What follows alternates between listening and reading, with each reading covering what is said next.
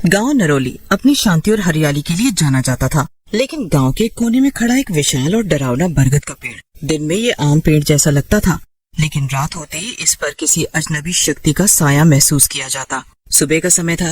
रामलाल काका, बरगद के पेड़ के बारे में सुना है मैंने।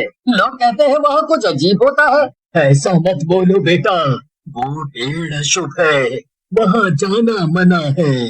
पर क्यों? क्या सच में वहाँ कोई आत्मा रहती है? मैंने खुद देखा है।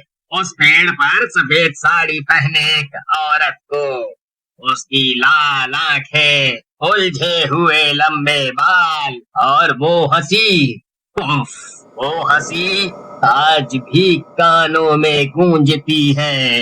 वो कौन थी? उसका नाम था कमला।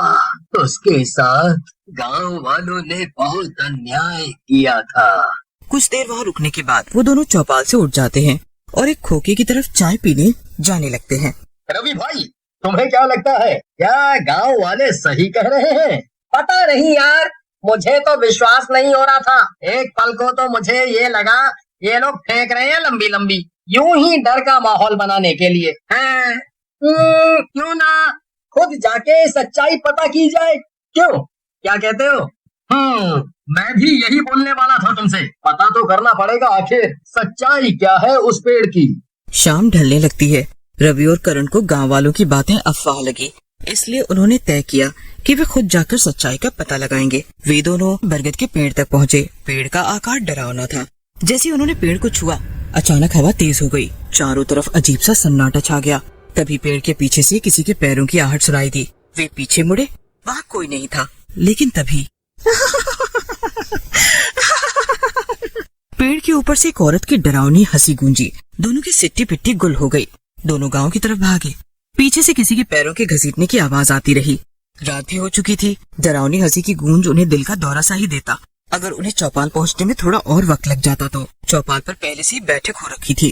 रामलाल काका, हमने उसे देखा। वो सच में वहाँ है। मैंने कहा था तुम लोगों से, अब वो तुम दोनों को छोड़ेगी नहीं। तो अब क्या किया जाए? कुछ तो करना ही पड़ेगा सुरक्षा के लिए। उस पेड़ की आत्मा से बचने का कुछ तो उपाय होगा। उपाय तो अब पंडित जी ही बता सकते हैं। चलो सुबह पंडित जी से मुलाकात करके ही कुछ सुझाव मिलेगा। फिर अगली सुबह करण और रवि गांव के पंडित जी के पास गए, जो इस आत्मा के बारे में जानते थे। उन दोनों ने जब पंडित जी को बच्चे का गायब होना और परछाई का दिखना जैसी घटना बताई तो पंडित जी समझ गए। बहुत साल पहले की बात है। इस गांव में एक कमला नाम की औरत थी। कमला इस गांव की सबसे सुंदर लड़की थी, लेकिन गांव वालों ने उसे डायन कहकर जिंदा जला दिया था। मरते समय उसने श्राप दिया कि जो भी उस पेड़ के पास जाएगा वो उसे मौत के घाट उतार देगी। तो क्या वो अब भी बदला ले रही है? हाँ, और जब तक उसे मुक्ति नहीं मिलेगी वो आत्मा गांव वालों को सताती रहेगी। तो पंडित जी, कुछ तो उपाय होगा इस आत्मा से बचने का? हाँ है, तो चलो रात को सबको पेड़ के पास इकट्ठा होने के लिए कहो। मैं वहीं मिलूंगा पूरी तैयारी के साथ। फिर वे दोनों चले गए और पूरे गांव वालों को पंडित जी की सूचना दे दी। रात को गांव वालों ने हवन शुरू किया। अचानक तेज हवाएं चलने लगी। फिर से वही डरावनी हंसी गूंजी। पेड़ के ऊपर से कमला की आत्मा प्रकट हुई। तुम्हें लगा कि मुझे जलाने से मेरा अंत हो जाएगा? और ताकत। तभी रामलाल काका का ध्यान पेड़ के पीछे गया। पंडित जी का शव पेड़ के पीछे पड़ा था। पंडित जी को इस आत्मा ने पहले ही मार दिया था। ये सब उसी का खेल था। कमला की आत्मा और जोर जोर से हंसने लगी। मुझे कोई रोक नहीं सकता। अब ये पूरा गांव मेरा होगा। गांव वालों ने मंत्रोच्चार तेज कर दिया। मंत्रोच्चारण पूरा होते ही करण और रवि ने हिम्मत करके गंगा जल आत्मा पर फेंका, जिससे कमला की आत्मा जलने लगी। नहीं, ये नहीं हो सकता। तभी अचानक तेज रोशनी हुई और पेड़ जल उठा। कमला की चीखों के साथ साथ उसकी आत्मा भी जल्द ही राख बन गई। गांव वालों को ये देखकर सुकून मिला। अगली सुबह, देखो गांव वालों, अब हमें उस आत्मा से छुटकारा मिल गया है। पंडित जी तो अब नहीं रहे, पर मेरा मानना है कि बुरी शक्ति के ऊपर एक अच्छी और शक्तिशाली शक्ति का आगमन करना चाहिए। जल्दी बरगद के पेड़ की जगह एक मंदिर बना दिया गया। अब माहौल ऐसा हो गया जैसे गांव और वहाँ के लोगों को एक नया जीवन मिल गया हो। कुछ महीने बहुत अच्छे से गुजरे, लेकिन कुछ महीने बाद एक दिन की बात है। रात का गहरा सन्नाटा था। करण अपनी चारपाई पर लेटा हुआ था, लेकिन नींद उसकी आंखों से कोसों दूर थी। बरगद के पेड़ की घटना के बाद उसे लग रहा था कि सब कुछ ठीक हो गया है, लेकिन तभी अचानक करण को अपने कमरे में वही हंसी जोर जोर से आने लगी। करण का शरीर कांप उठा, उसकी आंखें घबराहट में खुली की खुली रह गई। उसने धीरे धीरे अपने कमरे में इधर उधर देखा। सब कुछ सामान्य था, लेकिन तभी आईने में कुछ हलचल हुई। करण धीरे धीरे आईने के पास गया। उसने उसमें खुद को देखा, पर ये क्या, उसके पीछे कोई खड़ा हुआ भी दिखाई दिया। तुमने सोचा था कि मैं चली जाऊंगी? करण का खून सूख गया। वो डर के मारे पीछे हटा।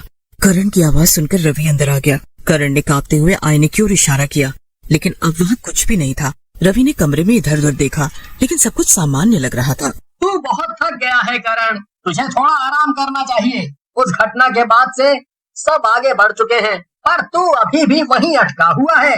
करण ने सिर हिलाया, लेकिन उसके दिल में अजीब सा डर बैठ चुका था। अगले दिन सब लोग फिर चौपाल की बैठक में मिलते हैं। काका, क्या आत्माएं सच में पूरी तरह मुक्त हो सकती हैं?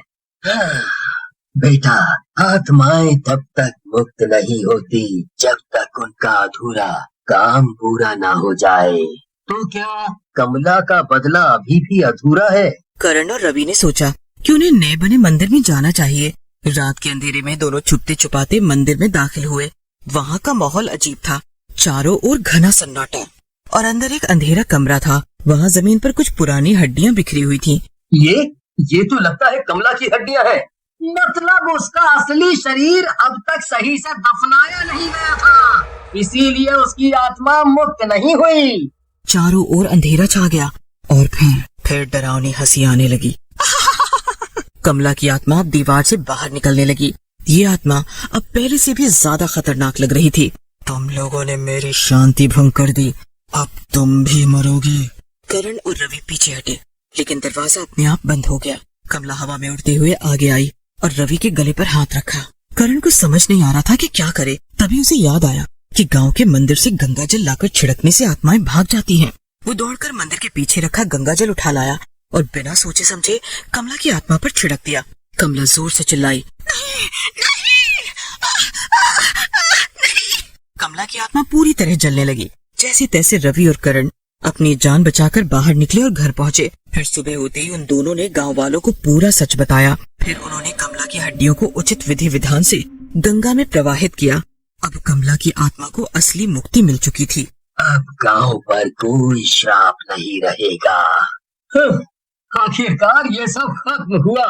यहाँ भी सुबह होते ही गांव फिर से पहले की तरह शांत हो गया और हरियाली भरा हो गया।